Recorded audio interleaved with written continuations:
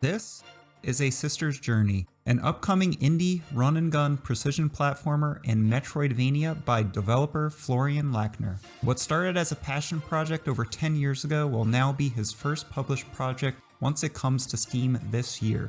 Florian is not only the sole developer, programmer, and digital artist for the title, but also the architect of the game's engine, which has been handcrafted specifically with this game in mind. Seriously, all of this was made by a single person, and it looks incredible. You have to check it out.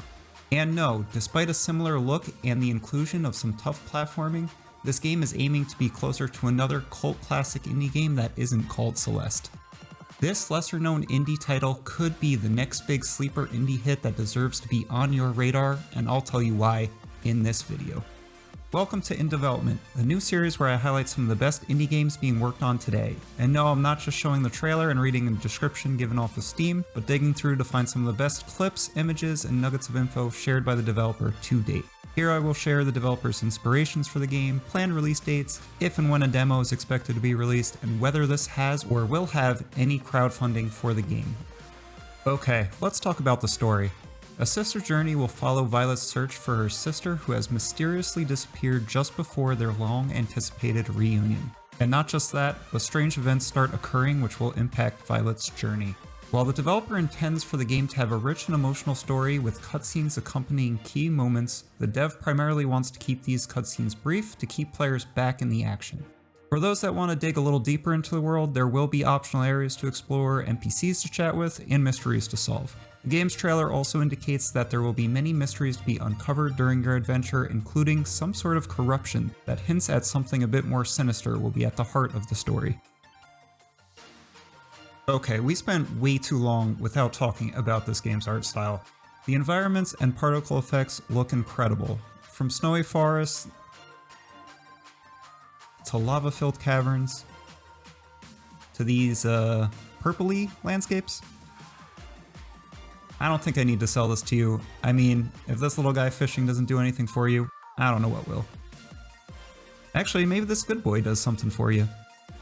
In addition to the traversable landscape, there will be these moments where you can take a break and just enjoy a nice peaceful view like you can see here. As for what type of game Florian is creating, he notes that the main inspiration was another solo developed project you may have heard of, Cave Story. And that should immediately become clear based on the variety of weapons and platforming on display here. Another source of inspiration goes way back to A Link to the Past, with the developer noting the game's Metroidvania-like elements of the world opening up to you as you collect items, long before the term became widely used. Other inspirations include Fez, the Ori games, the Mega Man series, and yes, to a small degree, even Celeste. Although upon first look at this game you may think it is Celeste with guns, Florian notes that the game's development, along with its art and gameplay style, began long before Celeste was released. Still, upon the release of Celeste, it helped the indie developer further polish the game and help better understand what makes the controls feel so smooth. With that said, the developer hopes that despite the similar look of the game, it will still stand on its own and offer something unique to the space. And the differences between Celeste and A Sister's Journey will become much more clear once we get into gameplay. And let's do that now, starting with combat. The developer promises it will be fast-paced and frenzied with the ability to switch between your various weapons on the fly to keep the intensity up and fit the situation you are in. The game's 8 weapons will all be unique and varied, with each offering 2 different firing modes. You have your default blaster, a chain lightning gun, a rifle with ricocheting bullets, and even your standard issued light energy sword thing. Some of these weapons may even help with traversing the world, which can be seen with the bubble gun. I love that name, by the way. Of course, since this is a Metroidvania, there will be new skills and mechanics to learn that will give you new movement options and help you traverse more of the world. While in combat, you can collect these power crystals dropped by defeated enemies, which will act as a way to temporarily level up your weapons mid-combat, with the power level going back down in chunks as you take hits.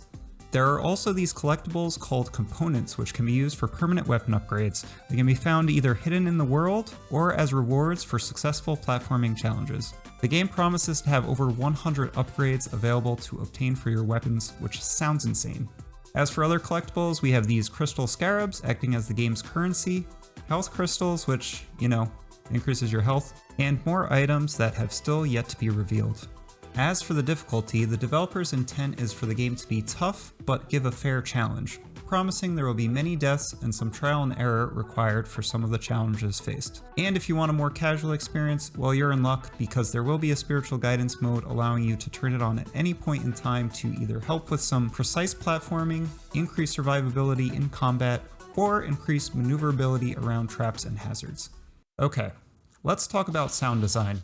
Much of the clips I've seen to date have not had much music to speak of, as everything has just been sound effects for guns, hazards, collectibles, and sounds from the environment. The game's 2 trailers on Steam include an epic sounding song, but it admittedly kind of sounds like a free use song you get on YouTube. It sticks out a bit because it doesn't quite fully fit the look of the game, so I'm curious to see if there is in fact music or not. With that said, a bare bones approach to the sound of the game might actually be the right choice, with everything you hear coming from Violet's footsteps, the charging of lasers, and the soothing sounds of the environment.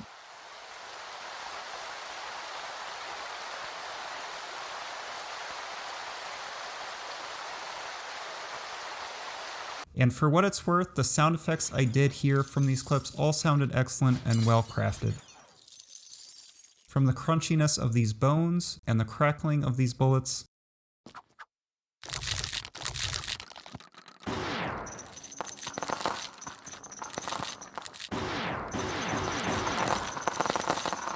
to this boiling pool of lava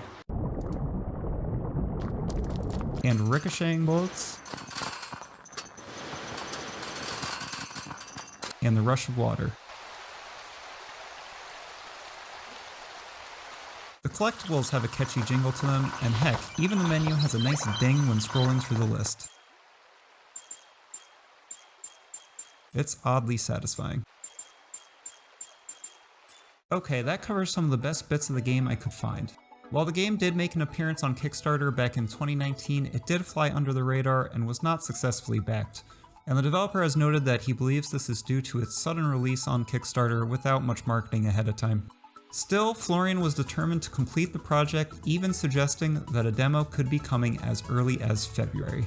And now I want to hear what you think of A Sister's Journey in the comments section below. By the way, much of what I covered in this video was shared by the developer on Twitter and the Steam page, so if you liked what you saw, why not give the dev a follow on their Twitter and wishlist the game on Steam, so you can watch the final phases of development unfold and be notified on the game's eventual release this year. Links are in the description below. Hey, thank you for watching through to the end. This is my first scripted video and my first time covering a game in this type of format. If you like this video and want to see more just like it in the future, please subscribe and click the like button to show your support. I hope to do many more videos just like this one. Or if you want to see some non-scripted silliness, check out some of these here. Okay, thanks, bye.